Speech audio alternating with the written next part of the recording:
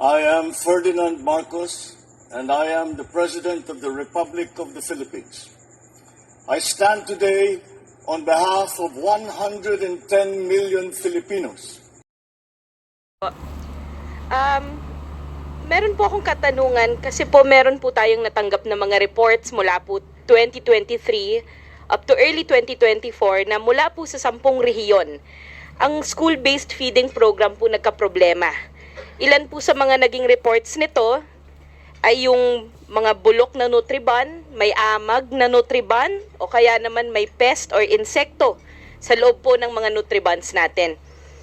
Meron din pong kakulangan sa bilang ng gatas na na-deliver, mga questionableng manufacturing at expiration dates kasi po either malabo o kaya naman nagbago na po yung kulay ng nutriban bago pa man po yung nakalagay na expiration date.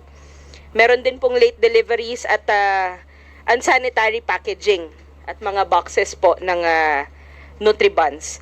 So may I ask po, Deped and siguro COA na din, kasi po meron po tayong 5.69 billion pesos na budget para dito nung 2023. Magkano po kaya ang naging wastage based on all the reports from the 10 regions na ito?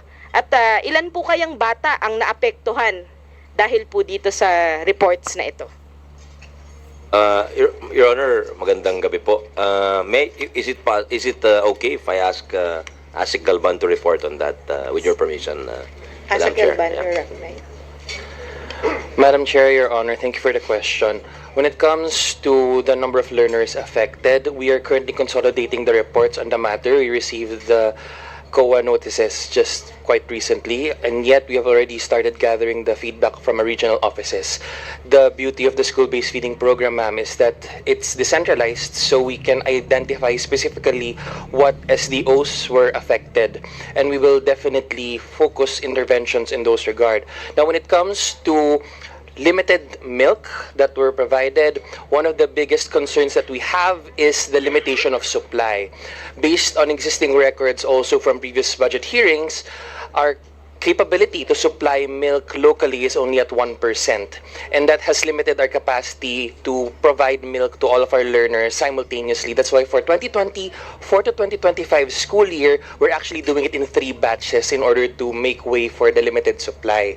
When it comes to those that have reported that are spoiled, as well as those that were noted to have pests, based on our standard contract, the supplier is supposed to replace them at no additional cost to Deped. Although there may be delays, we do hope to take note of the completion of each of the program components, both the food component and the milk component, and furnish the committee with a copy of the report. Pwede po kaya tayong magkaroon ng amount kung magkano ang naging wastage natin? Maybe COA can answer. May I interject? Can you just tell us alam mo naman di ba, kung ano yung affected areas? Can you just tell us the total amount of those contracts affected? Kasi pag babasahin mo yung COA report, nakalista lang, ito yung mga affected areas. But you would know, kasi 3 pahina lang naman yun, di ba? Ano ba naman na, of course, you would know the total contract amount. Kunin mo lang yung suma total. Yung report kasi dun sa COA, hindi naka-indicate yung amount. Kaya, yun ang tinatanong niya, magkano yung total nun? We're confirming the numbers, Madam Chair, Your Honor, particularly because the reports that were indicated in the COA listing, a significant number of those have actually been resolved. So it is a cut-off that happened during the latter part of 2023, and taking into consideration that the school-based feeding program crosses the year 2023 to 2024, a lot of it has already been addressed during the latter half. If you notice, a lot of the considerations were about the milk. A consideration about the milk is that we had to move our milk feeding implementation to the second half of the year to adjust to a GPPB resolution. And as such, a lot of the concerns have been addressed. We hope to provide you with the budgetary equivalent of any other delays that have been noted at the earliest possible time. However, I would like to note that as part of our policy, any unused funds, provided that the funds are still valid, should be carried over to the next school year so that we are ensured that no fund was wasted or will be wasted. Okay, kasi meron po yatang reports na nabayaran na yung supplier natin. And then yung delivery, yung either late delivery or pangit yung naging delivery of the food, no. Kaya mas maganda talagang mabigyan ng pansin itong isyung ito. I would also like to ask Deped, ano pong pwedeng maging solution natin moving forward? One of our main interventions on this matter would be to further institutionalize enhancing our procurement locally, particularly to ensure that the contracts are adhered to effectively, and at the same time the quality control by those that will be receiving the food packages are also maintained. So these are just some of the interventions on top of the existing food safety training that we conduct to our field offices. Madam Chair, Your Honor. So meron na po tayong trainings na ginawa prior this, and Yes, then there will be another training Yes, ma'am. na mangyayari. Part of our annual program of implementation for the school-based feeding program includes food safety training to our SBFP or school-based feeding program coordinators in the field. So if there are any errors or erring practices, we can easily flag them, and we're very thankful to COA for providing us with the report so we can zero in on the areas of concern. Kasi nakaka-bother lang po na out of the 18 regions, 10 ang may reklamo po na rehiyon on the school-based feeding program. Ang mahirap po dito ang delayed delivery, mga sirang pagkain, nabayad na actually, no? At hindi na magagamit, syempre. Makakasira din po sa continuity and sa completion ng programs para sa ating mga mag-aaral. At hindi po nakukuha ang maximum benefits. At magkakaroon din po to ng higher margin of error when it comes to the correlation to our goal, which is to help our kids concentrate in school. So, kasi po, di ba, alam nating lahat, syempre pag gutom po ang mag-aaral, hindi po yan makakapag-concentrate at hindi po, kumbaga, lesser chances na matuto ang isang mag-aaral. Kaya po, we really wanted to address the issue. But I hope that the Deped can make necessary changes. At yun lamang po, Madam Chair. Thank you very much for the time. Thank you, Madam Congresswoman Ko. Dagdag ko lang sana yung pagka paulit-ulit na pumapalpak, pwedeng i-blacklist ho yung supplier na yon. Yun ay isa sa mga nakikita ko. At siguro maglagay ng damages provision din po sa kontrata para medyo matakot ang mga ito, Your Honor, Madam Chair. Maraming salamat po sa sagot ninyo, Secretary. Madam Chair, thank you. Madam Chair. Doon po sa spoiled milk, if it's because there's a law that requires milk, and there's in many places talagang in the absence of refrigerators, etc., talagang nagkakaroon ng spoiled milk, will a special provision in the GAA cure that? In other words, if the special provision will allow a substitute for milk, and have you identified substitutes for milk that might actually cure that situation? So have you actually thought of that as a possible solution? Madam Chair, that's a very welcome suggestion. The law is not No, sorry, I'm asking you to provide us a solution, but I'm giving you the mechanism, which is a special provision. Yes, Madam Chair. A consideration that's being explored right now by the agency would be to lean into other milk-related products that spoil less frequently or at a slower pace, like yogurt or any other milk-infused products. Although we have to ensure that these also are compliant with DOST standards. UHT milk dapat. DOST standards, as well as the capability of our suppliers to actually provide the goods. However, also a consideration would be a possible special provision for those locations that have limited supply of cold storage, as to help lengthen the shelf life of our milk products, especially in far-flung areas. Madam Chair, I was told that would help. having the special provision, Your Honor. Sec, could you kindly submit to us? We will draft one, Your Honor. Yes. And huli na lang po dun sa sinasabi ninyo na marami doon sa naka-indicate sa COA report na na-resolve na. Parang it's hard for me to imagine how moldy bonds, etc. can be resolved kasi molds yun, di ba? So, at saka spoiled milk. So, parang it's difficult, right? So, yung undelivered then, kung dineliver yon after 1 year, edi moldy na. Well, hindi ko alam ha. So, anyway, could you just submit to us after you have done evaluation of yung wasted portions of those contracts? Madam Chair, I think hindi pa nasasabi ni Asik Galban na kapag hindi na fresh yung pagkain or hindi na edible, they're obligado ho silang palitan yon. Yon. So, yun po ang at no cost to Deped ho. Yes, so, parang so, warranty. Yes, let us know kung ano yung portion, yung undelivered, pwede ma-rectify, or yung talagang, and then, kung napalitan. Yes, ma'am. Right, thank you. Yes, ma'am. We will provide the details on that and also draft the special provision. Thank you for the idea, Your Honor, Madam Chair. Okay, thank you very much. We are done with the first round. Let us proceed to the second round. May the members of the committee be reminded that for the second round, they're only given 3 minutes to ask the question. First to ask question for the second round is Deputy Minority Leader Franz Castro. Thank you, Madam Chair. By the way, yung sa Nutriban and milk, 5.69 po, Madam Chair, yung sinasabi ng COA. Yes, in total appropriation, pero hindi rin katanggap-tanggap na magde-deliver na expired pagkatapos ibabalik na lang dahil na-deliver na expired. So hindi 'yun magandang practice, no? At dapat po maimbestigahan ito, no? Mr. Chair, alam niyo, Mr. Secretary, kasama po ang Aurora sa na-deliveran ng gano'n, ano? Kaya talagang imagine 10 in 17 regions. So malaki, no? Buns, tsaka milk.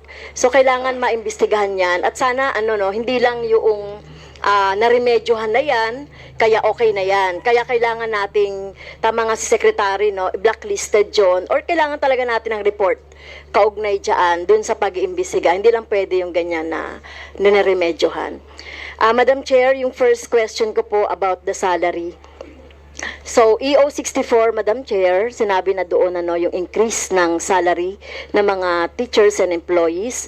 Ano na po ba yung update natin sa Deped, Madam Chair? Kasi mayroon ng instructions ang DBM na magbayad na po. Thank you, Madam Chair. Opo, Your Honor, as mentioned, nagsabi na yung ating Pangulo at ang DBM. And may magre-release sila ng pera, pero may instruction din sila sa Deped na pwede na kung may cash kami lying around to i-advance na po namin yung pagbabayad nitong 26.9 billion for fiscal year 2024 to cover the plantilla positions of the Deped, Your Honor. So, ano pong update doon, Madam Chair? Meron po ba tayong available na fund for that for 2024? Sige. With your permission, Kong Castro, ipasa ko na kayo kay Yusek Sevilla. Siyang nag-release ng pera ho. Thank you, Mr. Secretary. Thank you, Madam Chair. Your Honor, starting September payroll, they are already authorized. They meaning all our regional payroll system units. Through the memo issued by the Finance and HR, we already issued it 2 weeks ago so that they can prepare the NOSA or the Notice of the Salary Adjustment. Upon the release of the NOSA, the allotment, per coordination with DBM, we were authorized to use our savings in the meantime. And they will replenish us. So immediately po, this September, about 3 regions have already released their salary differential. 5 regions are already partially released. And the remaining 6 regions are in process. So effective September, they will already get their salary differential, and the January to August din po ay makukuha rin po ng lahat ng taga Department of Education. Okay, thank you very much, Madam Chair, for that update kasi naantay talaga ng mga teachers yan. Pwede po mabigyan din po ako nung listahan noong sinabi niyo mga regions na released, partially, and on process po, Madam Chair. Okay, next question, Madam Chair. As regards to the implementation of FSL Act o yung RA 11106, sorry kung Yusek Gina, no, parang ikaw to, no, sa curriculum. Sabi ko wala ka na ako itatanong pero may phone-in question. So anyway, yung sa Section 12, Madam Chair, nakalagay dito, no, develop guidelines for selection, production, procurement, and distribution of print and video materials in FSL. And another provision po, 75% of all procurement contracts shall be reserved for deaf people's organization. So ano po ang ano dito, no? Ano po yung update? Or meron na po ba tayo ditong ano, no, tinatawag nating concrete outputs? And then, yung language of instruction sa mga deaf education, Section 3 po yan. So, Section 4, the FSL shall be taught as a separate subject in the curriculum for deaf learners. So, nakalagay din po dyan yung in-service training and evaluation of their teachers. So, can you give us some updates on the implementation of FSL? Interesado po ako dito kasi kami po ang ano dyan primary author ng FSL. Salamat po, Honorable Castro. Madam Chair, with your permission, may we recognize the head of the Bureau of Learning Delivery, Director Ariola, to answer. Director Nandito po siya. Ariola, Opo. please state your name and position.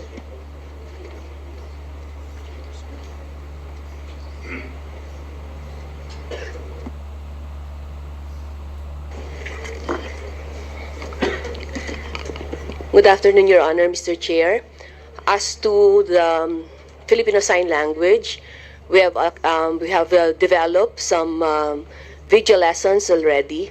In fact, we have interactive materials, ESLMs that we call, of which there's the embedding of the Filipino Sign Language. And another one, we have come up with learning resources for learners with disabilities, and this includes also materials for our deaf learners, ma'am. Madam Chair, hindi pa ako satisfied. Nakalagay kasi dito, no, 75% of all procurement contracts shall be reserved for deaf people's organization. So, na-comply po ba natin yan? For now, ma'am, the materials that we have developed are actually Deped-led developed materials. However, in the development of these materials, we make it sure that we are in consultation with these organizations. We usually invite them as resource persons or consultants, ma'am, Your Honor. Well, malinaw po yung provision, Mr. Secretary. Hindi lang sila dapat kinukonsulta. No, nakalagay dito, 75% of all procurement contracts shall be reserved for the organization. Ano po yung organization na kinontract natin or ginagawa natin consultants dito? Kasi hindi lang dapat Deped. Dapat ito ay kumbaga Mr. Secretary, kung ito ay tungkol sa indigenous peoples, dapat mga indigenous peoples yung nagki-create nung sa curriculum or kasama ang mga indigenous. Pero dito malinaw yung nilagay natin sa batas, 75% po. At nakalagay din po dito sa batas, Madam Chair, Mr. Secretary, na dapat merong FSL shall be taught as a separate subject. Tapos yung in-service training po ng mga teachers natin on this FSL. So meron po ba tayong output? So yun lang po yung Yes, ma'am. Actually, for the Filipino Sign Language training, we have trained already a number of teachers in the regional offices so that for our teachers in the field, then it would be the regional offices or division offices that's going to take care of school-based training. In fact, this forms part actually, ma'am, of the program support fund that we usually download. And part of one of the eligible expenses or activities for the utilization of the program support fund is the training of our teachers. Madam Chair, sorry po hindi pa rin po ako satisfied doon. Mukhang hindi po sinusunod, Mr. Secretary, yung provision. So, kailangan natin, nakalagay sa provision na isasama natin yung deaf organizations doon sa pagka-craft, mga training, etc. So, siguro para hindi na tayo tumagal dahil ubos na po, Mr. Secretary and Madam Chair, yung time ko. Can we have a sort of dialogue with that? Yes. With it? Yes, ma'am. We commit to that and Together with our deaf organization, yes, ma'am. Mr. Chair, for proper implementation. yes, po. ma'am. We commit to that and to the full and proper implementation of that provision. Yes, susulat po ako, Madam Chair. Mr. Yes, Your Honor. Mr. Secretary. Kong So, yun lang Franz. po, Madam Chair, thank you. Salamat po, Kong Franz. Thank you, ma'am. Thank you very much. Next to ask question is from the majority, Deputy Majority Leader Jude Isidre. Magandang gabi po, Madam Chair, Secretary Sani. Ito na po yung tanong sa alternative learning system. The very first legislation passed and authored by Tingog Party List was the Republic Act 11510, otherwise known as the Alternative Learning System Act. May this committee be appraised as to the progress of the implementation of the said measure, Madam Chair?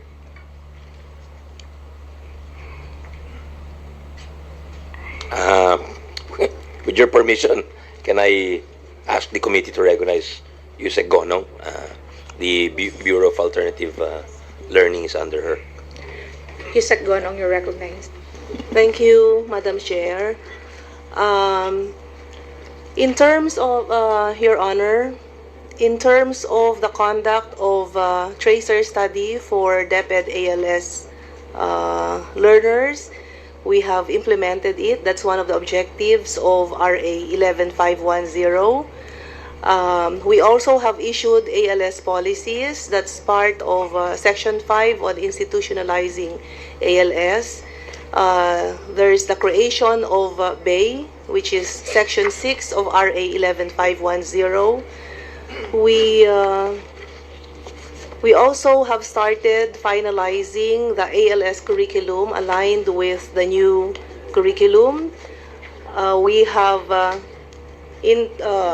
as regards Section 8, ALS programs, Indigenous Peoples Education Program, we've started discussions with our Indigenous Peoples Education Office on complementary activities to be conducted. In terms of Section 10, A&E assessment and certification for ALS learners, we have implemented A&E, but during the time of the pandemic, we used a portfolio assessment. But in 2025, we're moving back to doing A&E. Section 11, hiring and promotion of ALS teachers and expansion of the teachers program. We also have started to implement, we have started to hire ALS teachers. Section 12 on ALS teachers education and training. We have drafted teacher induction program in collaboration with NAYAP.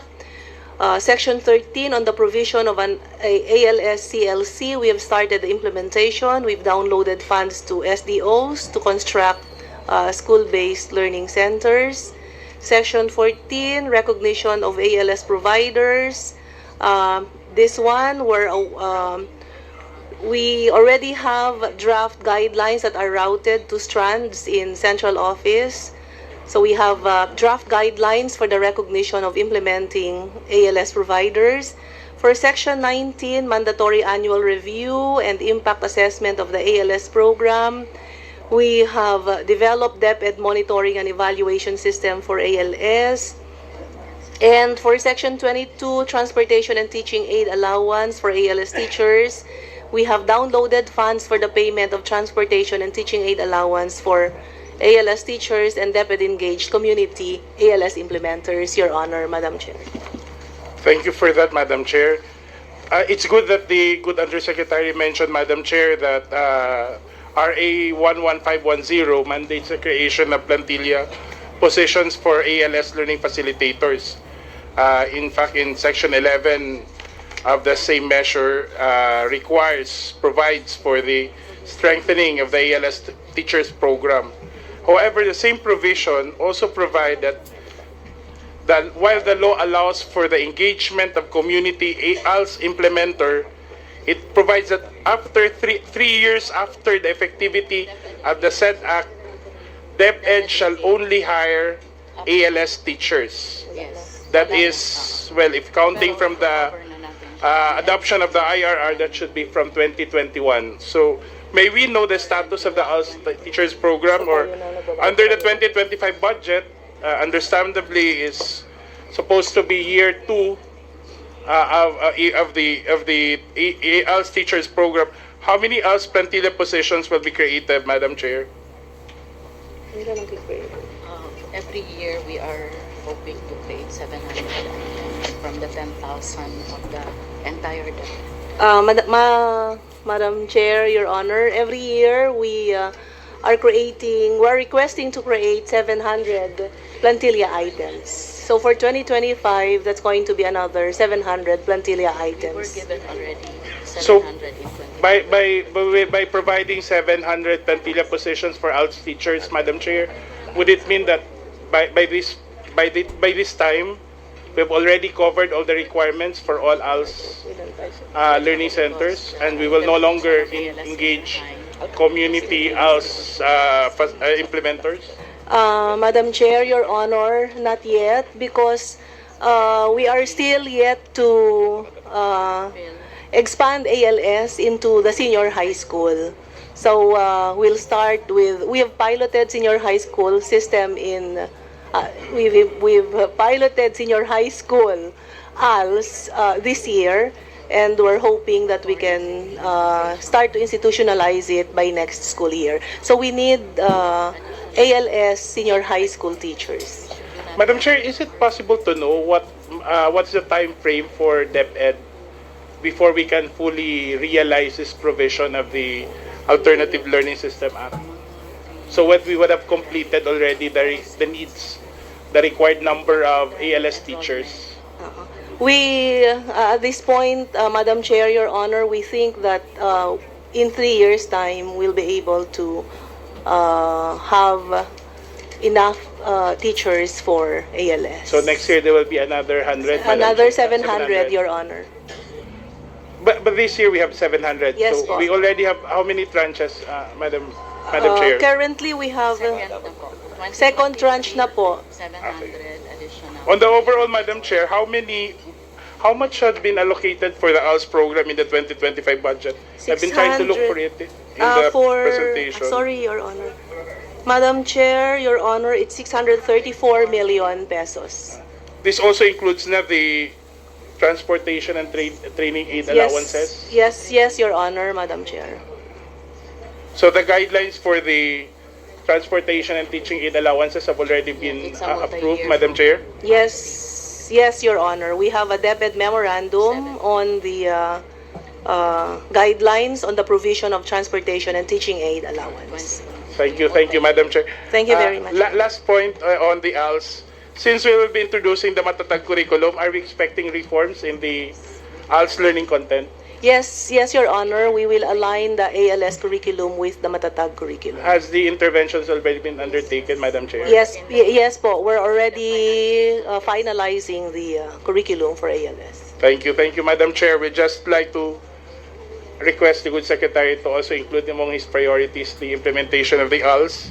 And rest assured that this representation, there are two of us, would definitely support any budget increase, especially in relation to the ALS program, in line with RA 11510. Thank you. We will do that, and that's most commendable given that the number of dropouts and out-of-school youth is increasing, if I'm not mistaken, Your Honor. So this program has increased relevance, and we thank you for your work on that law, Your Honor. Thank you, Madam Chair. Thank you. Next to ask question is Representative Raul Manuel. Thank you, Madam Chair. Good evening po sa lahat. Sana ay nakakain tayo ng maayos at ayun, gising pa hanggang matapos. Sige, Madam Chair, I'll proceed sa question. Madam Chair, tungkol sa special needs education, would like to confirm kung magkano po ang nasa proposed budget for 2025.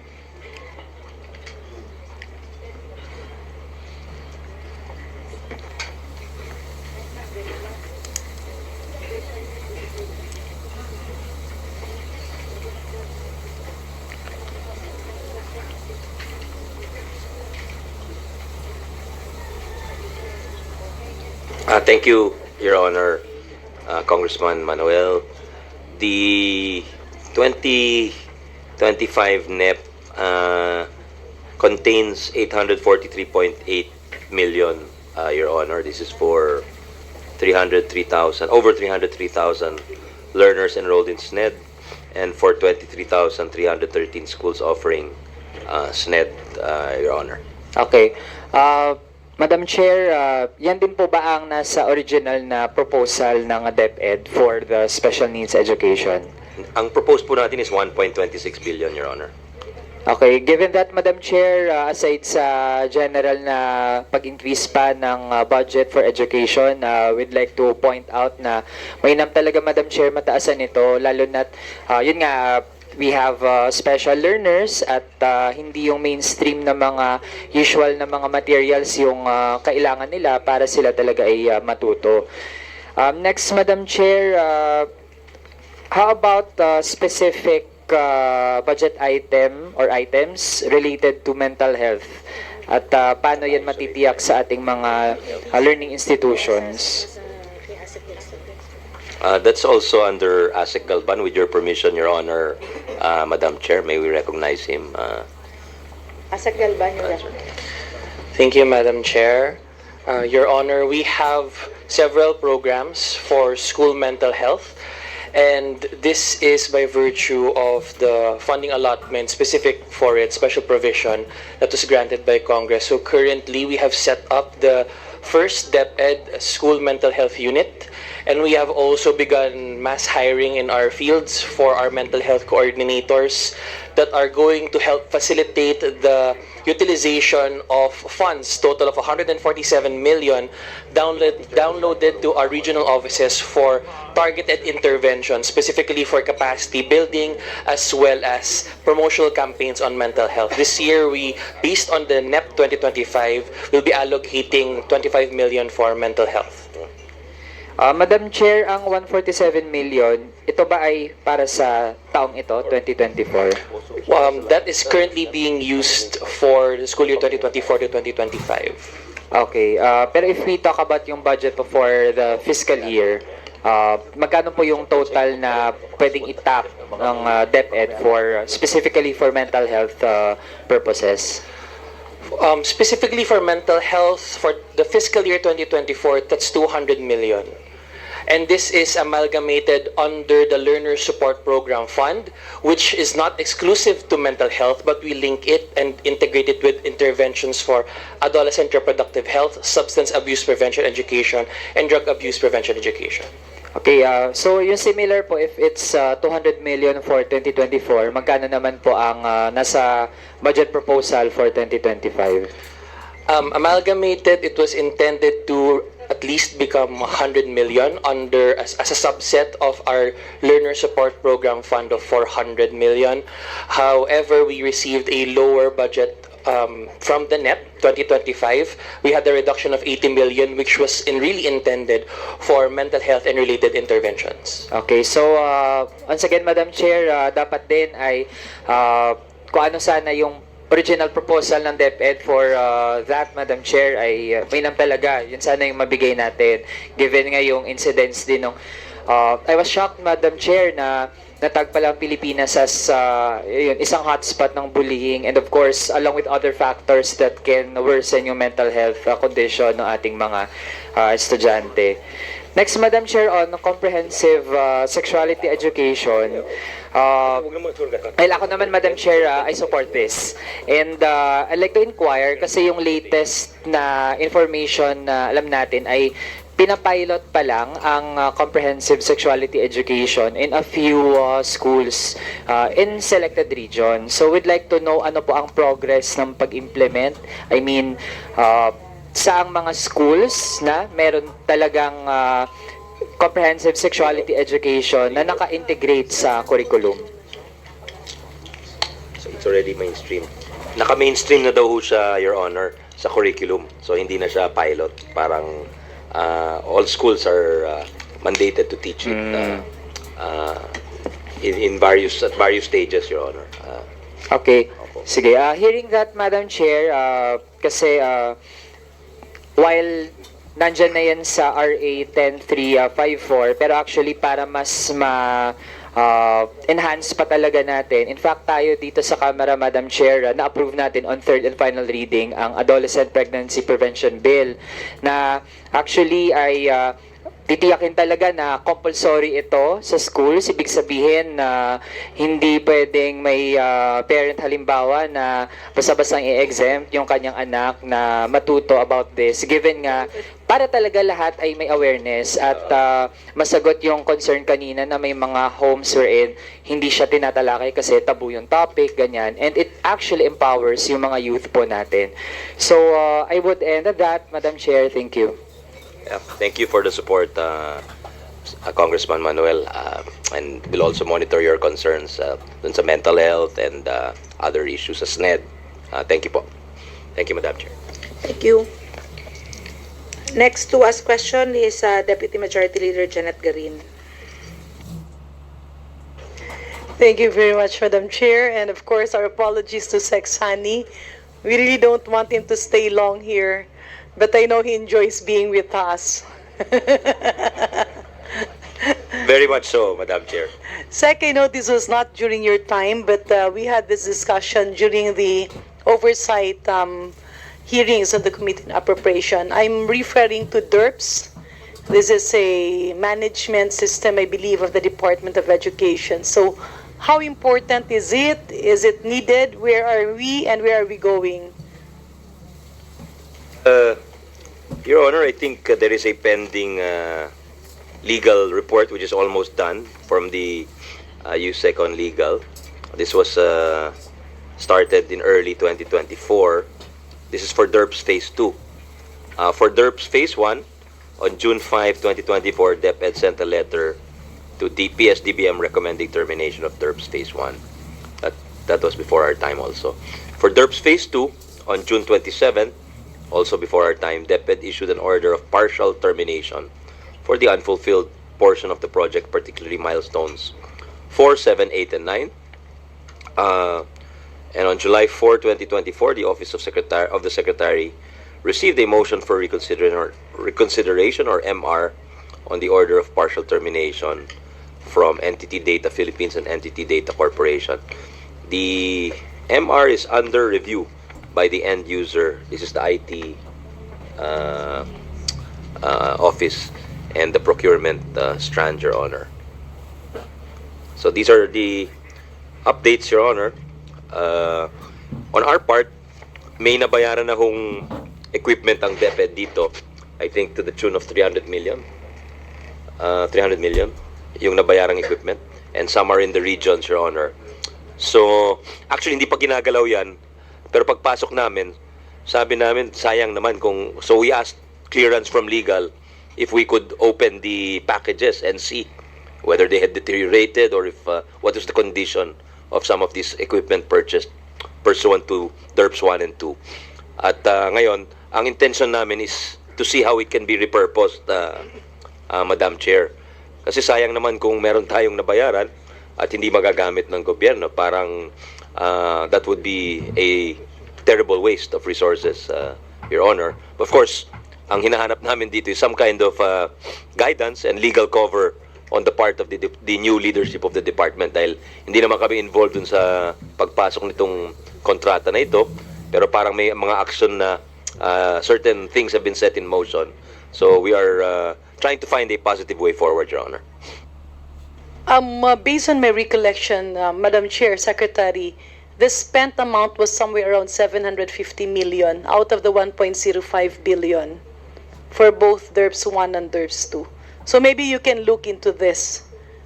Kasi ang pagkaintindi namin na sa mga 700 plus. Kaya talagang sayang na sayang, Madam Chair, kung hindi magagamit. But be that as it may, maybe we can also look into why we paid for items that will not be used. So either gagamitin na lang talaga siya para hindi naman masayang, or kung hindi siya gagamitin pa sa ngayon, maybe in the future, what safeguards are there so that Deped will not have to shelf out 750 million for nothing? Your Honor, itong tama ho kayo. The amount I mentioned is only for one package or one phase of the DERPS.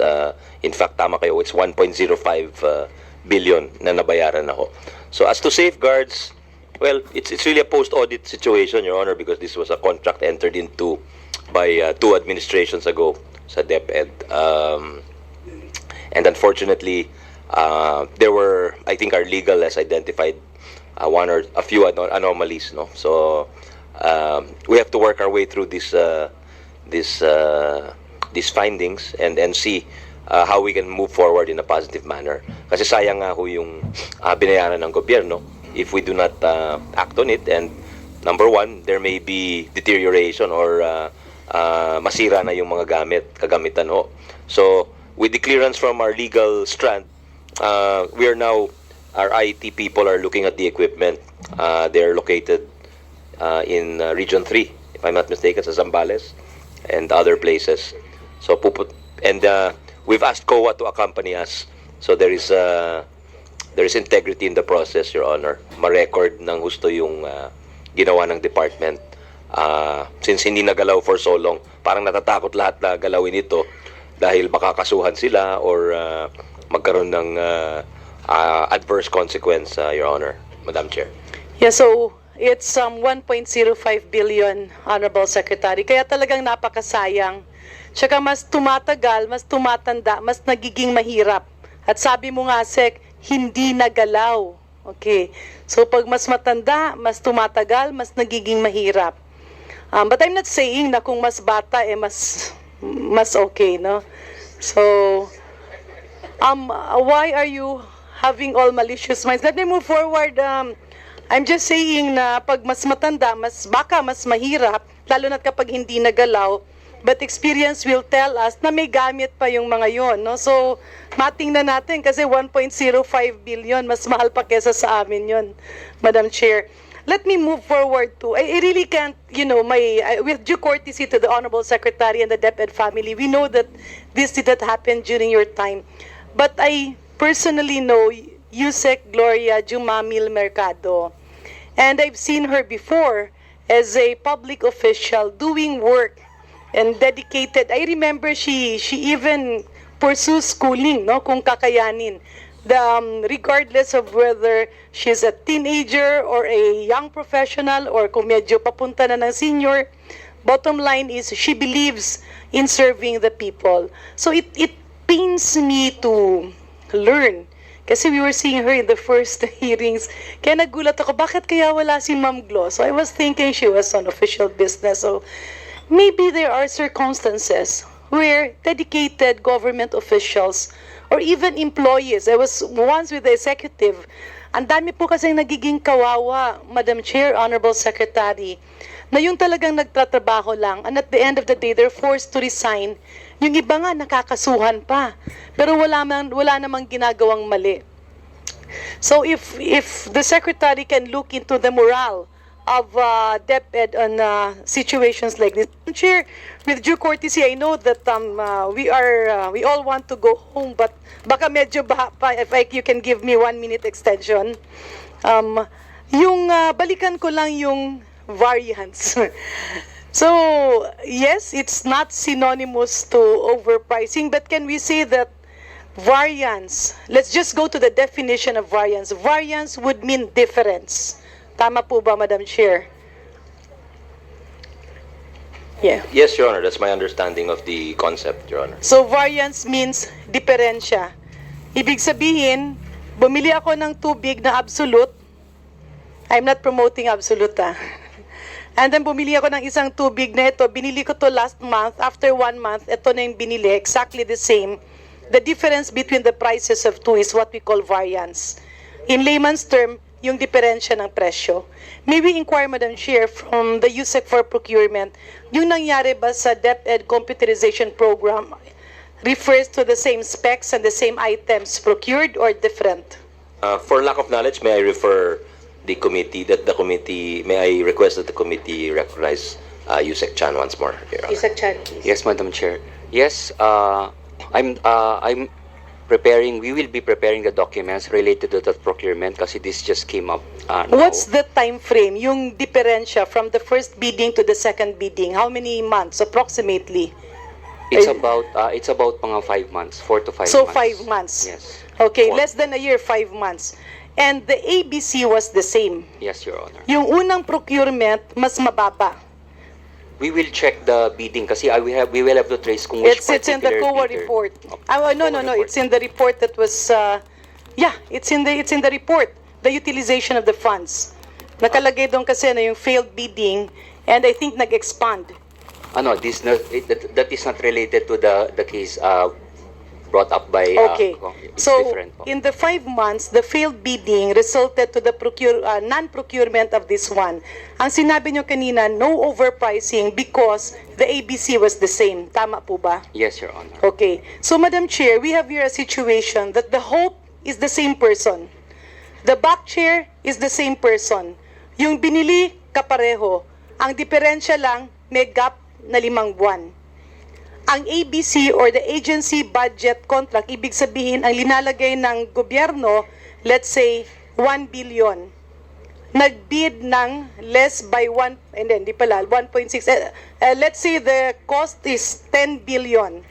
The first bid was cheaper by 1.6 billion. Okay, after 5 months, kulang-kulang ng papeles na konti, nagre-bid ulit.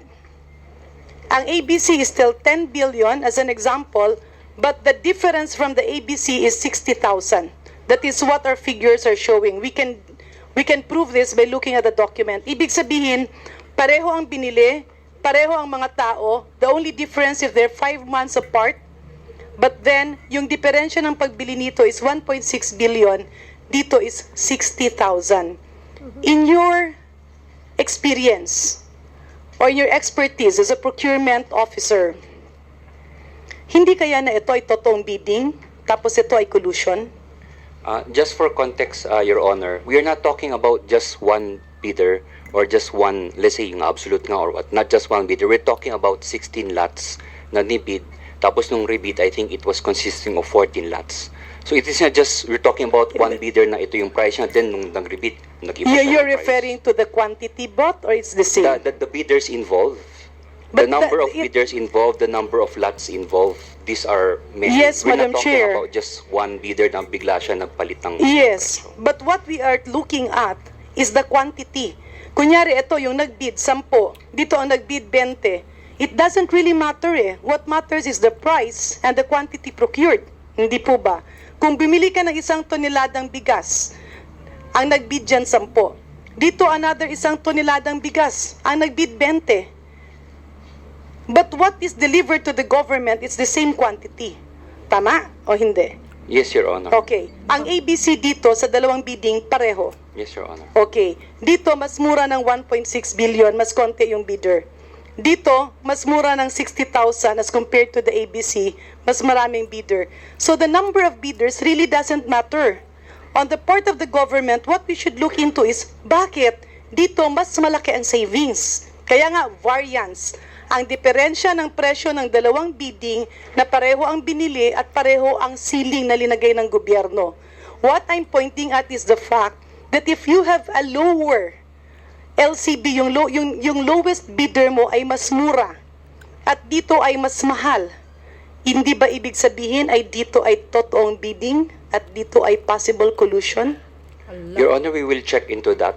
Kung ano yung nangyari dun sa particular bidding na yun, we will analyze yung prices and everything. Kasi nga, this is the first time that this is being brought to our attention. So we will study that and present the report to the committee, Your Honor. Yeah. So, Madam Chair, with due courtesy to you, Section, no, hindi po ito, this is not addressed to you, no, but as a USEC for procurement, bilang personal mong pananaw, may isang bagay na binibili, pareho ang binili mo, ang ABC is pinipeg, but it does not necessarily mean you follow that.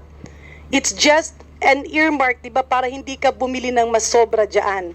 Pero pag nagbid ka, kaya nagbibid ka kasi naghahanap ka ng sino ang makakabigay ng pinakamura. Is it not that when there are bidding or procurement, na yung iyong bid ay napakalapit sa ABC, the possibility of collusion is there? Your Honor, kasi sa ating 9184, ang general rule naman kasi, hindi naman natin hinahanap yung the lowest bidder. Yung concept kasi is yung the most qualified, the most responsive. So it may happen na yung the most responsive, the most qualified, minsan, more often than not, yung mas mahal. Yung usually nagsabit ng pinakamababang bid, usually, sometimes, di ba, fly by night and all that. So as a general, in theory po, I'm talking about theoretically. Kaya But in theory, is it not that when you do really open bidding, talagang medyo malayo-layo doon sa ABC? Kapag yung iyong ABC ay parang medyo halos piso lang ang diferensya, I'm not saying that there is, in conclusion, but the possibility of collusion is there? We will look into that. It will depend kung ilan yung nagbid and everything. Sa personal mo pong pananaw, as an expert on procurement, Minsan po kasi kunyari, kunti lang yung nagbid or minsan solo bidder siya, for instance. So nakita niyang solo bidder siya, there is a possibility na magsasagad siya ng ABC. Theoretically. kung nag-usap-usap sila lahat, yan yung presyo mo, yan yung presyo mo, para hindi magkalayo. Is it a possibility? I wouldn't, okay. Hindi na po namin malalaman yun. So in Your closing, Madam Chair, Your Honors, the reason why we are asking this is that ang tagal 2024 na magto-2025 na tayo, and we're still talking about 2022, 2023, 2024 procurement. Mabuti lang sana kung yung binibili natin ay hindi related sa pag-aaral ng estudyante. Kagaya po bumili tayo ng soft drinks. Kung bumili ka sa Shangri-La, Madam Chair, Your Honors, will you agree with me, Yusek Chan, na sa Shangri-La Hotel ang soft drinks ay more or less nasa 300 pesos? Yes, Your Honor. The same soft drinks, binili mo sa restaurant, nasa 200 pesos. Yes, Your Honor. The same soft drinks, kunyari, binili mo sa 7-Eleven, 100 pesos. Yes, Your Honor. Pero bumili ka sa Pure Gold, nasa 20 to 25 pesos lang. Yes. Sa experience mo ba, yung soft drinks na yon galing sa grocery, pagpunta ng hotel, pare-pareho lang o hindi? I'm referring to the same brand and the same, pareho It's lang, the same di ba? soft drinks, Anong yes, pagkakaiba nila? It's maybe the packaging, the ambience, and The ambience. Kung yung Deped bibili ng bagay para sa mga school, tayo ba ay with the same brand, the same company, the same quality, bibili ba tayo sa Pure Gold or bibili tayo sa Shangri-La Hotel? I would say bibili tayo sa Pure Gold. In other words, Madam Chair, Your Honors, it is really unacceptable that the savings of 1.6 billion was thrown out into the air and converted. Minagic natin yung 1.6 billion at ginawang 60,000. And that is something we believe should not happen again. Maraming salamat, Madam Chair, and of course, maraming salamat to the Deped family. Paano kasi palpak yung dating namumuno? Ayan. Janet, doon sa dalawang biddings, would you know the exact dates of those two biddings? If I'm not mistaken, I was checking a while ago, yung isang August yata, yung isa... Sorry, can you say it again? Dali po Yung isa po August, tapos yung isa po ano... August, what day? Dali po.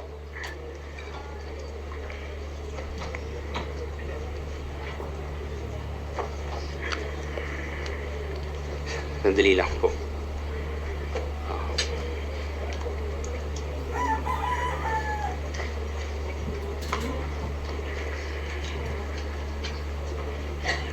Yung isa is August 11. That's the bid opening just comparing the two bid opening. August 11, yung isa po ay December 6. 2023. Yes, ma'am. Okay. Alright. Doon sa, meron naman kayong, you would know the unit cost, no? Nung winning bids for each? I'm preparing the records to be submitted to this committee, Your Honor. Okay, but hindi mo alam from what you have now? Kasi nga, there are 16 lots, so we will have to trace kung ano yung mga bid, isa-isa ng mga bidders na sumali and yung Okay, mga... but would you know the number of bidders for each? I will have to check kasi iba-ibang lots. Kanina may nabanggit ka na 16 nung una and then 14 nung pangalawa? Yes, Your Honor. So Lots po yun, 16, lots. Lots. Lots, yes. But bidders, you don't, no, you can't we don't remember. know. I will have to check kung ilan yung nagbid per lot and ilan yung nagbid. Kasi when you bid kasi 16 lots, some bidders will just bid 3 lots, some will bid lahat, some will bid... Okay, So, would you know if the winning bidder nung August 11 participated in the December 6 bidding? We're talking about winning bidders kasi marami po siyang lots. So maraming winning bidders. Hindi lang po isa. Did the winning bidders in the August 11 participate in the December 6? Yes. They all did?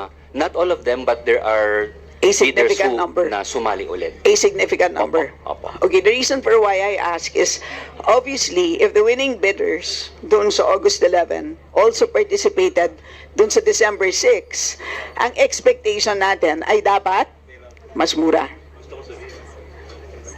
Tama? We will check on that po. No, ibig sabihin, kasi syempre, ang winning bidders ng, correct? I mean, meaning there's no magiging counterintuitive kapag ang nangyaring presyo na nanalo sa December 6 ay mas mahal. Tama? Kasi sumali yung mga winning bidders nung August 11. Yes. Sumali sila nung December 6. Yes, we will look into that. So kasi yung ngayon lang po siya pinakamatulin tumakbo nung August 11, sumali nung December 6, ay ibig sabihin, malamang, mananalo yung mga matutulin tumakbo nung December 6. Parang ganon, Yes, diba? yes, Your Honor. So, Theoretically po. theoretically, Opo, opo. you agree? Yes, yes. So, ang tanong ko is, ang nangyari in the end, mas mataas ang presyo doon sa December 6 kumpara sa December 11? Yun po yung i-check po natin kasi we're talking about many bidders and many lots. It is not just one bidder na nagbid ng 10 pesos tapos bigla nagbid ng 20 pesos. So, Pero yun ang sinasabi kanina na kaya suma total lumalabas na natalo ang gobyerno ng 1.6 billion pesos. We will check into that kasi it's not really accurate to say na natalo. Kasi it's just that nagbago lang siya ng bid. It doesn't mean natalo or anything kasi in the first place, na-disqualify po whatever, no? Assuming theoretically, itong taong to, itong bidder na to. So, na-disqualify siya, then that's it. That's the end of the story. Every bidding kasi po ay iba-iba. We cannot just say na, nagbid siya ganito and then we correlate it with the rebid and therefore there's something wrong. Each bidding activity, each bidding exercise is an independent activity po kasi. So, nung August 11, ilan ang winning bids? Yung sabi ko nga, 16 po yung last na binid, 2 lots yung nag-successful. Yung po yung naaalala ko po. December 6? December 6, yung 14 lots na binid, nag-successful po yung lahat sa rebid. Okay, so we will trace the record and we'll trace the figures and see kung saan po yung hinahanap natin na variance. yes, but my point, Madam Chair, is kung sumali lahat ng winning bidders dun sa August 11 sa December 6, ang expectation dapat natin is yan din dapat ang mananalo dun sa December 6 at dapat ang magiging presyo ay dapat hindi mas mataas. So yun lang ang yes, we will i-study po namin. Yes. So yes, I get your point. You see the Yes, point, yes, right? yes, At Madam Chair. COMSEC, at pagka-submit sa atin ng lahat ng bidding documents, can we please prepare a report to be submitted to the Philippine Competition Commission for possible inquiry into a possible violation of the Philippine Competition Act, Section 14. At ito namang Section 14 na to ay patungkol sa anti-competitive agreements at nandun na mismo yung sinasabi ni Kong Janet na collusion. Kasama na dito ang bid rigging. Yes, yes, Your Honor. Alright, so pupunta na ako sa aking second question. Sec, Sunny, very quickly. Ang school building program, that's a national program, Sec. Tama? Yes, Your Honor. Okay. So which means pagdating sa pagpili ng school sites, at the end of the day, it's Deped that decides? It's Deped who but we want to work with Congress to speed up the process kasi ang nangyari yata sa nakaraan is may listahan kami, may listahan kayo. So, hindi na-validate yung mga listahan. So, nadi-delay din yung implementation. That's why we want to ask for your lists and we will already validate them early on, Your Honor. Wow. Okay, that's good news. Everybody will welcome that. Okay, kasi I think it's a source of unhappiness for a lot of Kongs. Yes, Alright, Your Honor. okay. We really want to work with Congress on this. Yes. Alright, salamat, Sec.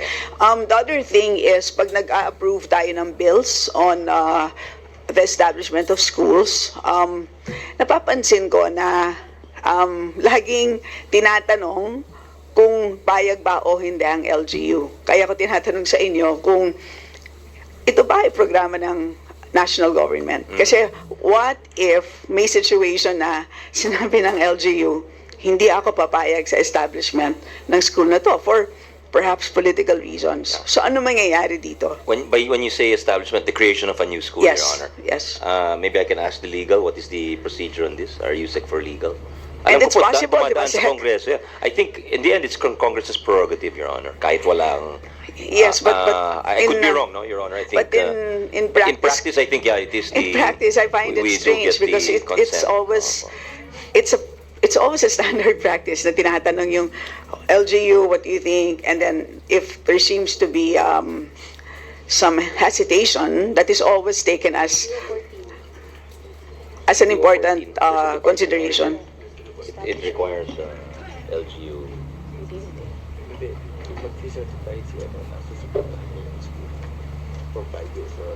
The locality.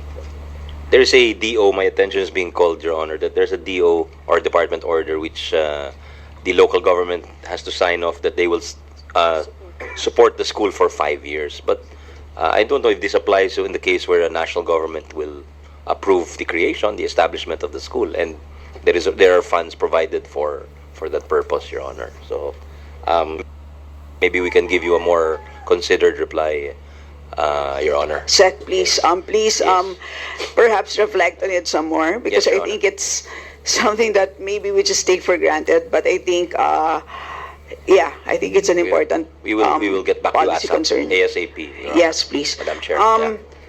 I had an issue with a medium rise school program, Yes, Your Honor. particularly the school site for Marikina, because Marikina was identified as a site, and for 2024, there's a 2 billion budget. And what's the status at the moment? It is no longer going to push through in Marikina. I'll let you, Sec Densing, explain the... But before we go to that, Sec, we had an oversight hearing this year, and I had a simple question, which was as follows. In a situation where there are alternative sites for this particular program, how would Deped decide? And I said, and of course, I cited Marikina, and Yusek Densing was there, and his answer to me was simple. I had an elaborate presentation because I thought that there were two sites being considered, and his answer to me was very simple. And he simply said, in the case of Marikina, Deped only considered one site, which is the site that the LGU proposed. And he stood by that position. So, but I received a letter dated July 23, 2024, and curiously, there's an explanation of how there was a joint inspection in Nangka High School, which is in my district, etc. Although here, there's an explanation for why, in the end, Nangka High School was considered as not sufficient, etc., etc. But I suppose it is very clear here that at a certain point, there was a consideration of my district as being the site of for this program. Am I correct? And in which case, are you withdrawing a statement that you made in an oversight hearing, Yusek Densing? This was sometime in February of this year. Yes, if Madam Chair, if he could be recognized to Yeah, answer. Madam Chair, I'd like to confirm that when the infrastructure stand was created, there was already prior to evaluation of the Nangka. No, sir, I'm asking a very simple question. Doon po sa hearing, I asked a simple question, ano mangyayari kung may alternative sites? Ang sagot niyo po sa akin paulit-ulit, pagdating po sa Marikina, wala pong alternative sites. So ang tanong ko lang po, dito sa letter ninyo may paliwanag na mahaba. Ang tinatanong ko lang po, binabawi niyo po ba ang sagot ninyo no February 2024, which means we have to strike off your comments in a previous hearing? Mabigat po yun eh. Kasi it's a policy consideration.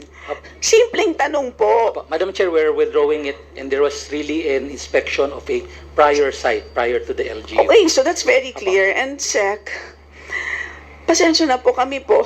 Sineseryoso po namin ang trabaho namin. So it's, sana po Sec, yung maging maliwanag sa mga undersecretary po ninyo, mga ASEC na nag-attend po ng hearings po namin na sana naman po ay maging honest naman po sa kanilang mga responses. And it's very, very important because, you know, it's very, we take our work seriously. So, okay, Sec. Yes, Your Honor, if I may. Yes. Your Honor, we pledged, again, I reiterate our earlier promise that we want to work with Congress. So, there was the department should have worked with you because it was your district that was involved. So that is my initial view about this matter. And if any such project is, whether it's this program or any other, we will coordinate with you going forward, Your Honor. Yes, and it goes through for any district representative here and even party list representatives with respect to their concerns where they have a national constituency versus the district constituency of the district congresspersons, Madam Chair. Sec, we really appreciate all your statements, but again, I just want to say that I'm also bothered that, well, here, kanina may nabanggit na baka may favoritism kasi clearly here, kasi dito, distrito ko muna ang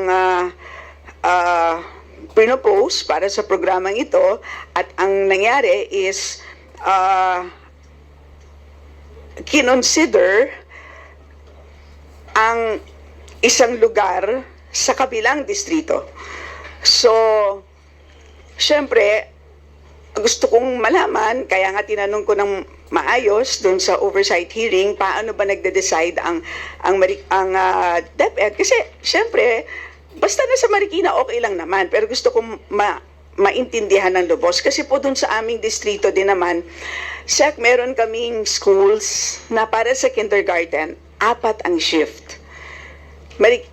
Kapitan Moy, kindergarten, 4 shifts. Ibig sabihin, 2 hours lang ang bawat class. Hindi ko alam kung ano ang tututunan nila sa loob ng 2 hours. So sa loob ng mabigat na pangangailangan, all of a sudden, naka-indicate dito, the LGU being aware of the program and wanted to ensure that the pilot implementation of the medium-rise school building will be made in the school subdivision of Marikina. The LGU proposed for a site which is a portion of the parking area in front of the Marikina City Hall complex. Subsequently, in another page, merong proposal for a senior science high school. Na all of a sudden, there is now a senior science high school. And upon further investigation, hindi ko alam, correct me if I'm wrong, dito pala, ititipon-tipon lahat daw ng STEM students ng buong Marikina. Na, sabi ko, this is a 12-story building para daw lahat ng STEM students sa Marikina. Sabi ko, alam niyo po ba kung ilan ang STEM students sa Marikina sa kasalukuyan? Kailangan ba natin ng 12-story building para sa kanila? Ang sagot sa akin is, hindi, para mahikayat natin ang mga future students na pumasok sa STEM. Nung binabasa ko po ang inyong guidelines, it is very, very clear to me na sa inyong programa, ang parameter po ay sa needs analysis ang nakasulat, needs analysis reflecting the total enrollment, existing number of usable classrooms, current classroom ratio, and ideal classroom ratio based on the standard parameters of the department as certified by the division superintendent. Sa makatuwid po, current needs. Sa totoo lang po, sa current needs na lang, nagkukulang na tayo. So, wala pa nga tayo sa single shift para sa current population. Bakit pa natin iniisip ang future needs? Kaya hindi ko po malaman paano talaga naging ganon ang decision. So, yun po, I don't want to belabor the point. Mabigat po para sa akin itong napaka 2 billion ang funding for 2024. I believe you're proposing another 2 billion for 2025. I also believe wala kayong naumpisahan for 2024 at this point in time. At clearly na napakagulo. Hindi mapaliwanag ni Yusek Densing, paulit-ulit po siya bumalik dito. So sana po maging mas transparent po tayo, maging mas systematic. Para sa akin lang po, ang pangarap ko para sa Marikina is magkaroon ng single shift sa lahat po ng public schools. Right now, that's not the case. And single shift is what we need for quality education. For me, it's as simple as that. Right now, iba-iba po ha. Even yung as to number of hours, sir, iba-iba po. Some of them would have 5 hours, some 5.5, some 6. We cannot even, and there's a kindergarten class, 2 hours. We cannot even have a uniform, we don't have a policy for pagka multiple shifts, kapag 2 shifts, sana po we decide, di ba? Ano ba yan? Is it 7 to 12:30 and then 1 to 6:30 para naman pare-pareho na lang yung number of hours. Within Marikina, we have also Marikina Science that has 9 hours. Maswerte sila. But iba-iba talaga. That's why iba-iba po ang learning outcomes. And ako, very simple. I think very simplistically, it's really just number of hours. At the end of the day, classrooms are very important. Kaya kami lahat dito, sana po pagtulong-tulungan natin, and we support you doon sa let's work together. So thank you very much, Sec. Salamat. Yes, Madam Chair, we agree with everything you said. I think we don't want to be building for speculative needs. We want to be building for today's needs, the actual needs, because there are so many. Kitang-kita. How many representatives today said there is such and such a deficit in their district. And when I went to the Senate, the senators also told me.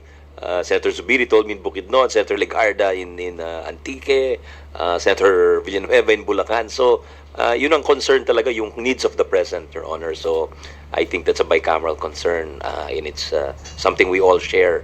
That's why we need to work together, because to do something out of the box, Madam Chair, and not out of the box in this fashion, but out of the box in the sense of accelerating the construction. Kaya yung early procurement is very crucial, and the early submission of lists is also very crucial, and we appreciate the committee's action in being very proactive on that, Madam Chair. Salamat po. Yeah.